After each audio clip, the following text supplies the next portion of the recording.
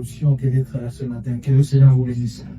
Sans plus tarder, je vais vous inviter à ouvrir avec moi nos Bibles. Nous sommes dans le livre de Lamentation.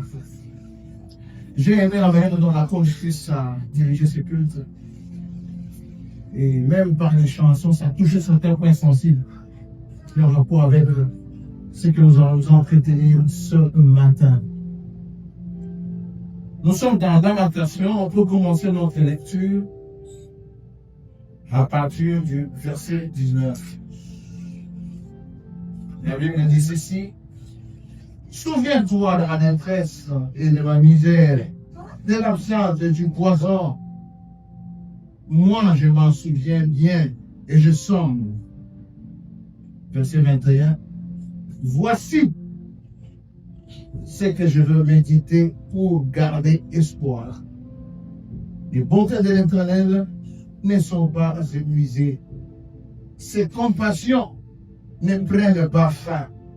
Elles se renouvellent chaque matin. Que ta fidélité est grande envers. J'aime la manière dont le verset 23 a dit. Elles se renouvellent chaque matin. Qu'est-ce qui se renouvelle chaque matin? La bonté de l'Éternel. Amen. Ici, c'est Jérémie qui est en train de parler. Il a fait cette déclaration pendant les moments sombres. Ce n'était pas un moment où il passait des temps faciles, où tout coulait bien, fonctionnait bien. C'était des temps où les choses étaient très compliquées. La ville était dévastée, la ville était détruite. Et le peuple était dispersé. C'était le chaos. Normalement, c'était un temps de désespoir. C'était le moment de désespoir qui vivait cet temps. Tout le peuple était dans le désespoir, le découragement, l'abandon pour certains. Fini pour nous. L'Éternel nous a tourné le dos. Mais jeune, comment se fait-il que cet homme, dans ce moment, pareil, lui puisse faire une telle déclaration? Et il dit lui-même, lui, quand il se souvient du temps qu'ils sont en train de passer, des moments difficiles qu'il passe, il est abattu. Son âme sort. Son âme est abattue. Mais en même temps, il dit que non, lorsque je m'en souviens, voici ce que je vais repasser dans mon cœur sous d'autres versions.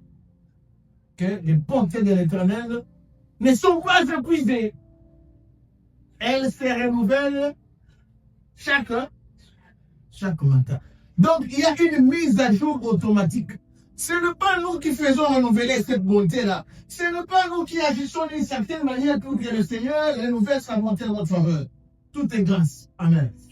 Est-ce que quelqu'un peut me dire tout est grâce? Automatiquement, le Seigneur a déclenché une mise à jour automatique par rapport à sa bonté pour ta vie. Est-ce que ça, ce n'est pas quelque chose de bien? Nous bénissons le Seigneur parce que nous ne nous forçons pas pour que le Seigneur nous fasse du bien. Il va clairer même parce qu'il fait lever son soleil même sur le bon et sur le méchant. Seigneur. Même sur le méchant. Voilà pourquoi il pouvait faire cette déclaration par révélation. Parce qu'humainement parlant, il ne pouvait pas avoir la force de dire ça. Parce que ce qu'il vivait était tout sauf que la présence de Dieu. Parce que les signes prouvaient que réellement, ils étaient abandonnés à leur propre sort. J'aime Dieu parce qu'il est fidèle. Amen. Notre Dieu est vraiment fidèle. Nous venons de comprendre tout ceci, qu'il renouvelle sa volonté chaque matin. Pendant que toi tu dors, il pouvait agir d'une certaine manière parce que tu es abusé. Il pouvait se réveiller le matin, colère contre toi. Mais il fait des renouvellements, alléluia, mise à jour automatique. Donc là où il y a des défauts, il s'arrange automatiquement et puis tout devient. Ah! Est-ce qu'on peut appeler le Seigneur? Alléluia!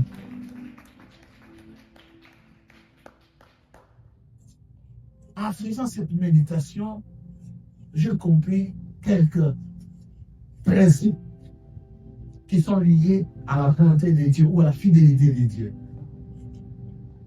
Vous voulez un thème? ce que nous devons savoir ou ce que nous devons comprendre sur la bonté de Dieu. Alléluia. Premièrement, la fidélité de Dieu est liée à sa nature. La fidélité de Dieu n'est pas liée à l'acte qu'il pose. On peut croire que non, Dieu est fidèle parce qu'il pose l'acte qui est bien. Non. Il y a des gens qui peuvent poser aussi des actes qui sont bons, mais ils ne sont pas de nature bons. Peut-être que suite à un intérêt quelconque, il pose un acte. Oh, il a fait un don. Lui, il a fait ce don-là parce qu'il est en train de se chercher une place dans le gouvernement. Est-ce que réellement il est bon? Amen, amen. Mais Dieu, quand il pose l'acte de la bonté, ce n'est pas par rapport aux actes que nous devons conclure que Dieu est bon. C'est par rapport à sa nature.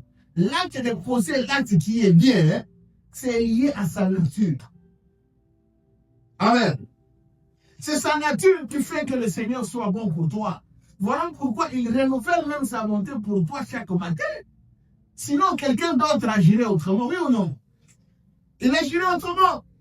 J'ai vu les gens qui marchent avec des certains principes, des dents contre un pour un, dents pour dents. Tu m'as fait ça, attends-toi. On dit clairement, on y va. Karma. J'ai failli dire clairement ou karma. Alléluia. La vengeance.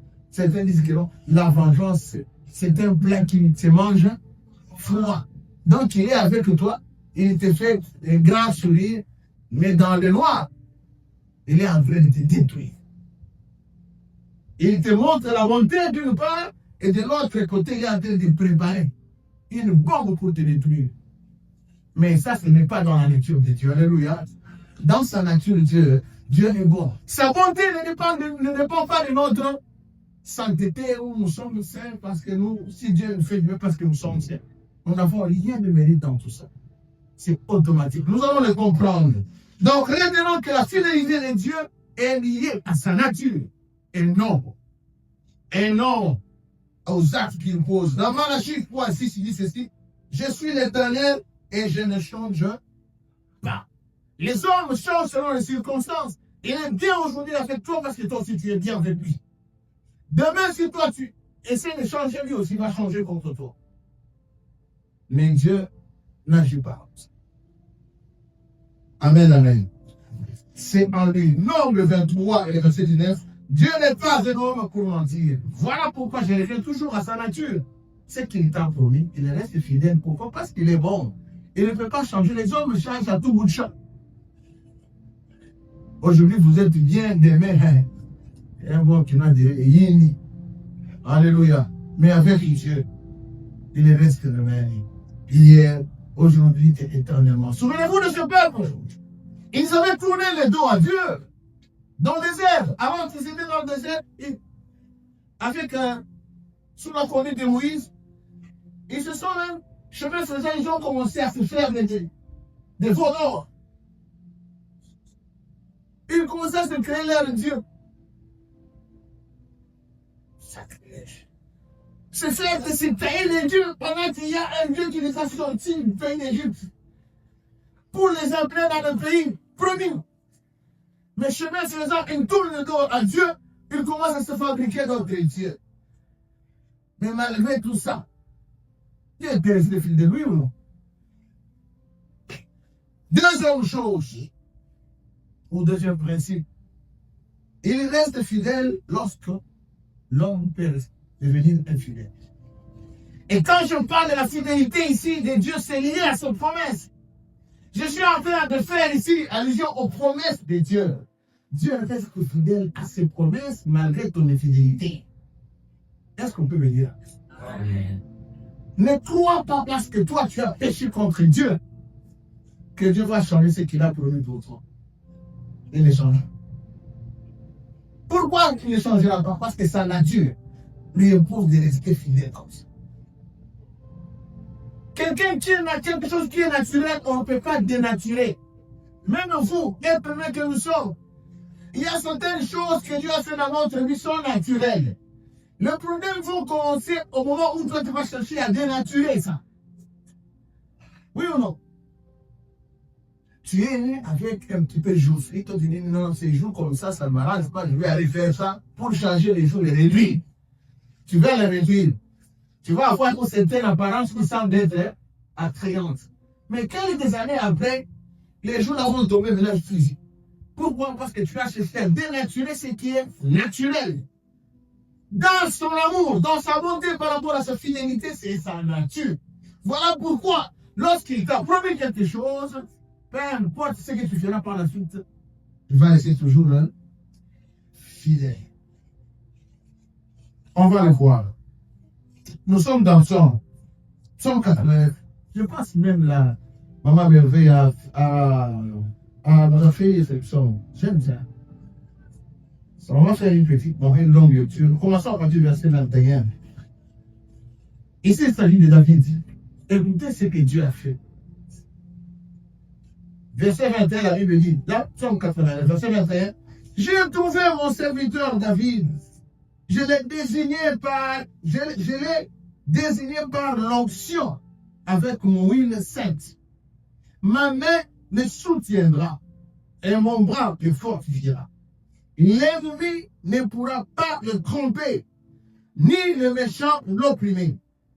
J'écraserai les adversaires devant lui, et je frapperai ceux qui le détestent. Ma fidélité, ma bonté l'accompagneront, et sa force grandira par mon nom. J'étendrai sa domination sur la mer et son pouvoir sur les fleuves, je m'excuse. Lui-même fera appel à moi. Tu es mon Père, mon Dieu, le rocher de mon salut. Et moi, je ferai de lui le premier-né, le plus haut placé de roi de la terre. Je lui conserverai toujours ma bonté et mon alliance lui sera assurée. Chose grave. Je lui donnerai une descendance éternelle et son trône durera autant que le sien. Maintenant, écoutez, c'est ce qui m'a scandalisé. Si ce fils abandonne ma loi et ne marche pas suivant mes règles, il viole mes prescriptions, et ne respecte pas mes commandements, qu'est-ce qu'il fera? Je punirai leur transgression avec le bâton et leur faute avec le coup. Mais je ne lui retirerai pas ma bonté. Alléluia. Donc, même si ces fils commettent des bêtises, ne respectent même plus mes lois, ils font des transgressions, ils font n'importe quoi, moi, parce que je suis lié à ma fidélité, je vais intervenir avec le bâton pour corriger. Mais l'alliance que j'ai établie, que j'ai faite avec David, je ne veux pas la changer. C'est ce qu'il fait avec toi. Tu ne vas pas comprendre dans certaines choses, tu es en train de commettre des bêtises, le Seigneur te frappe. Il permet qu'une crise t'arrive, des choses se compliquent. Tu commences à te dire, yo, même ce que le Seigneur m'avait promis, je vais t'aimer ça de loin. Tu ne vas pas saluer ça de loin. Est-ce que tu peux me dire? Tu ne vas pas saluer les promesses de Dieu de loin. Ce qu'il t'avait promis, de cela 20 ans, de cela 10 ans. Même si tu t'es comporté 5 ans après, sache que le Seigneur s'en souvient toujours. Et il reste fidèle à ce qu'il t'avait dit. À coup sûr, tu feras quoi? Il le réalisera. Il le réalisera. Je vis les gens rester dans la culpabilité. Sautez de vos hommes de culpabilité.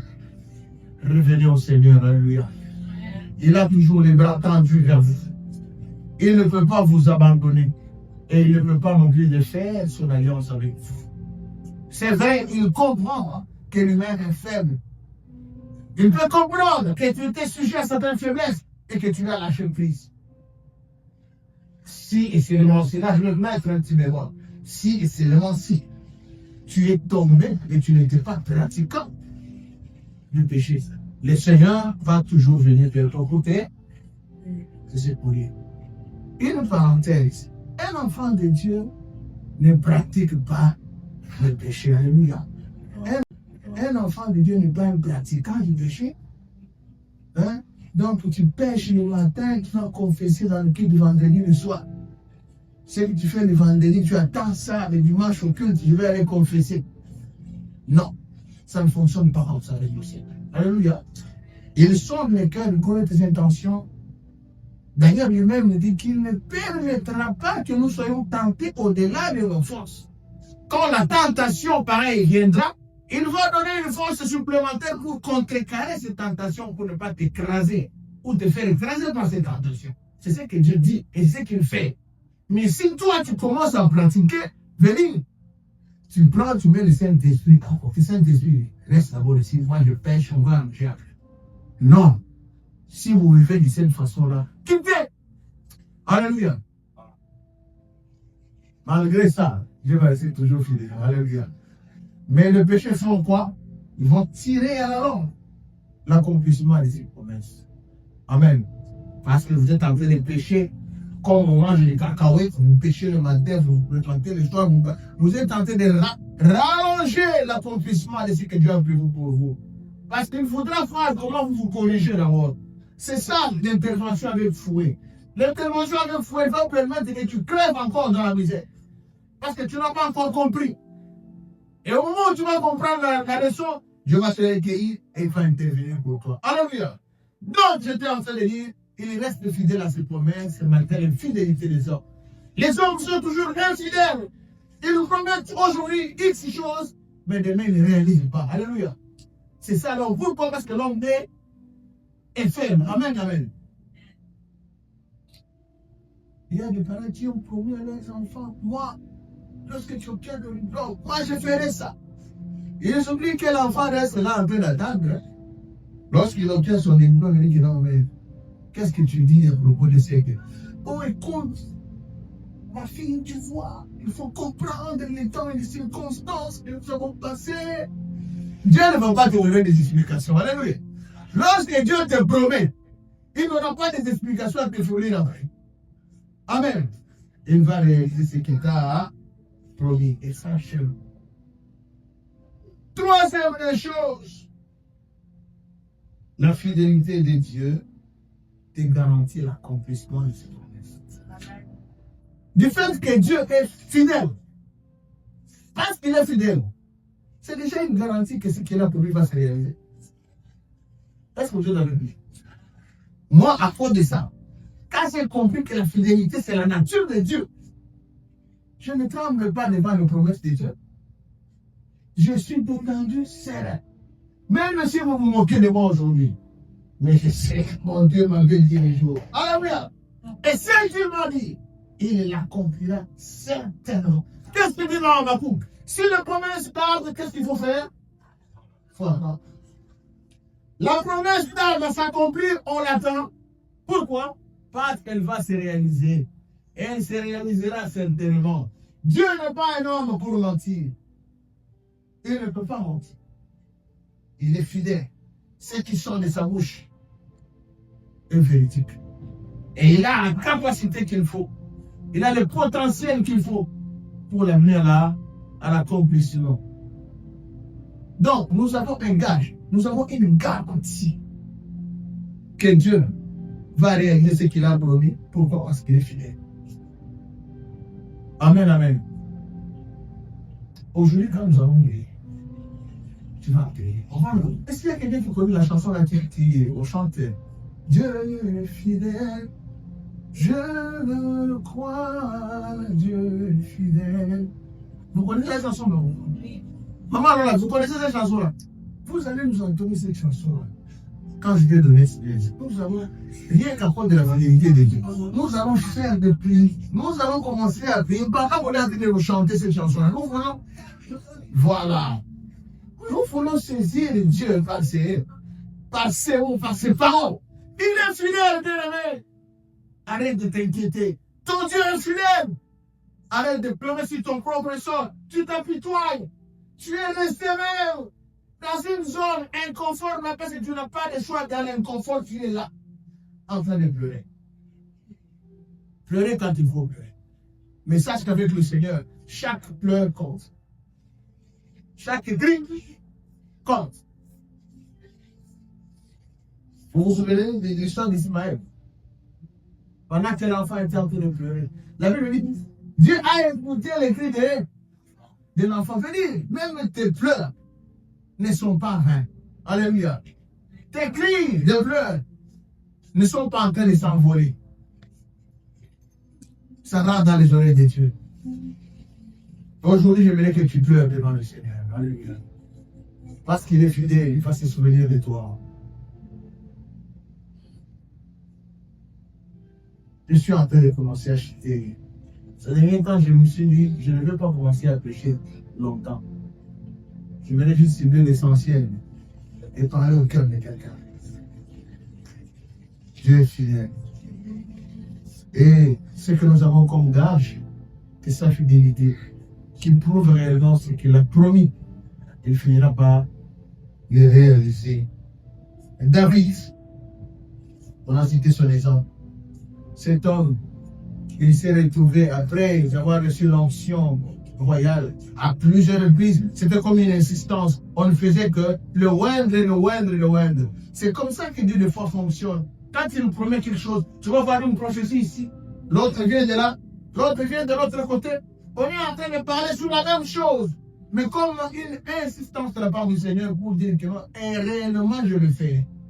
Mais après ça, ça ne sera pas un temps de commencer à jubiler. Prépare-toi au combat.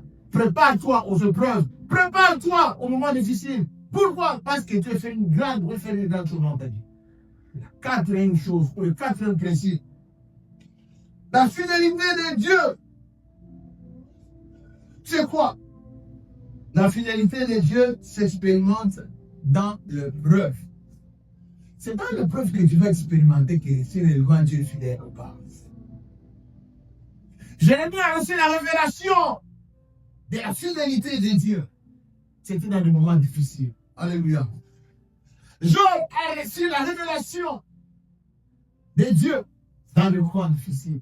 Lorsqu'il dira, je sais que mon rédempteur est vivant et il s'élèvera le dernier. Il savait, je sais, malgré la situation, oui, elle est difficile. Tout le monde est en train de me condamner. Et il y a d'autres qui sont en train de me claquer la porte. Même mon épouse m'a abandonné. Mais je sais, je suis en train de tout perdre. Perdre les enfants, perdre tout, perdre ma fortune. Mais je sais, je suis en train de perdre une de vos relations. Mais je sais, je suis resté seul. Mais je sais que mon rédempteur est vivant et il se lèvera le dernier. Ça, c'était la révélation de Dieu. C'est dans le moment difficile que tu peux recevoir cette révélation de la fidélité de Dieu. Il s'expérimente bien, et bien j'insiste, dans les épreuves. C'est là que tu verras réellement si Dieu est fidèle ou pas. Amen. Est-ce qu'on va crier au Seigneur pendant que tout va bien? On ne va pas crier au Seigneur. Pendant qu'on a quelques pièces de monnaie de banque dans ses poches, on est sûr que non. Vous êtes comme venez. Là, on ne va plus parce qu'on sait que l'argent, hein? L'argent est là. Les comptes en banque, je m'excuse, sont remplis. Tu ne vas pas intercéder ou chercher Dieu. Est-ce que Dieu est fidèle? Parce que tout est là. Mais il faut que les moments difficiles viennent pour dire que non, expérimenter et chercher à comprendre que je sais que Dieu ne m'abandonnera jamais. Il s'expérimente dans les moments difficiles. La fidélité de Dieu, c'est dans les moments difficiles, c'est dans les épreuves qu'elle ressort, qu'elle rayonne bien. Donc, il ne faut pas avoir peur des moments difficiles. Fixez le regard sur votre Dieu. Il est fidèle. Il ne va pas nous abandonner. Il ne va pas nous abandonner. Bien, le Seigneur ne va pas nous abandonner. Est-ce que vous êtes avec moi? Je sais que tu es en train de pleurer dans quel problème. Le Seigneur que tu vis, il ne va pas t'abandonner.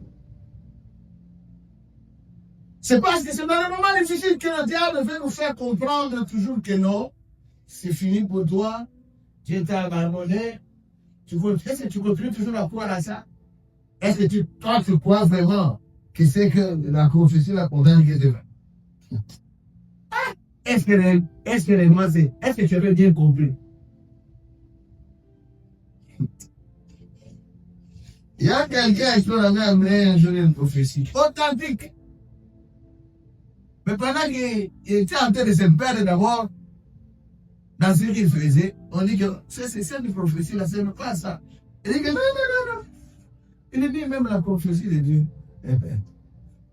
Alléluia.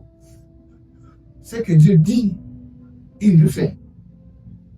Amen. Dieu ne ment pas. La fidélité de Dieu est un bouclier, une cuirasse. Psaume 91, verset 7.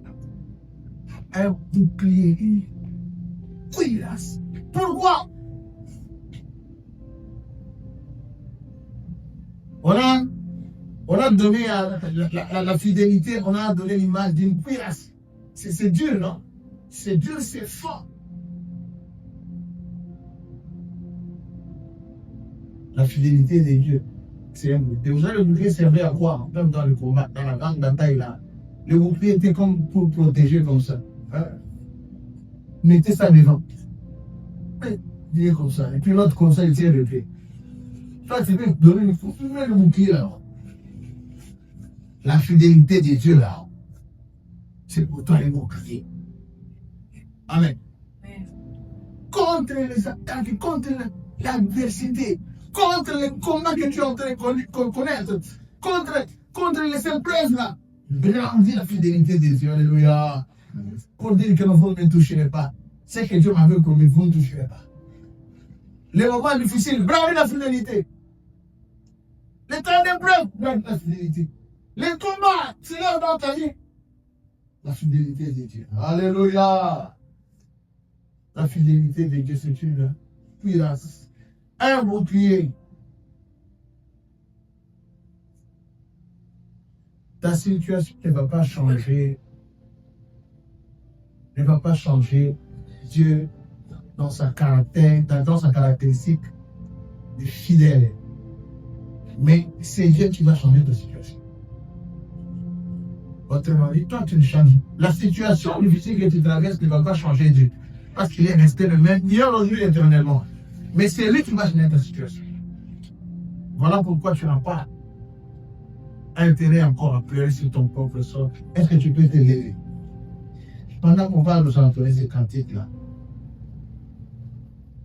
c'est que là, il y a les chrétiens d'autrefois, les chrétiens, Maman Roda, Papa Joël Manfoto, entourez-nous ces cantiques-là. Je sais que vous connaissez ces cantiques-là. Nous avons prié. Nous allons prier. Pendant qu'eux chantent ça, nous, on est en train de prier.